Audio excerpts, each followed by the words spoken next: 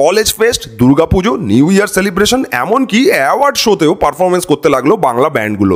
আর এভাবে ধীরে ধীরে যেন এক নতুন প্রাণ ইনজেক্ট করতে লাগলো এই মাধ্যমগুলি বাংলা রক গানের জগতে। 2005 থেকে 2007 সালে সঙ্গীত বাংলা চ্যানেলে আসে এক নতুন বাংলা রিয়েলিটি মিউজিক শো, ব্যান্ডে মাতরম। এই শোয়ের এক জাজ ক্যাকটাস ব্যান্ডের সিধু বলেন, এই ব্যান্ডে মাতরমের ভেন্যুতে গিজ গিজ করছিল মানুষ। যত দূর চোখ যাচ্ছিল দেখা যাচ্ছিল তরুণ প্রজন্ম আর তাদের কাঁধের গিটার। বেঙ্গল এক নতুন দিক পেয়েছিল তার সঙ্গীত চর্চায়।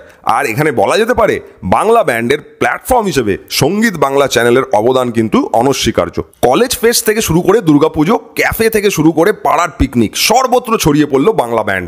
ফসিলস, ক্যাকটাস যে রক সাউন্ডকে জনপ্রিয় করেছিল তাতে আরও এক মাত্রা যোগ করলো লক্ষ্মী ছাড়া, এলিয়ান জেড এই ব্যান্ডগুলি।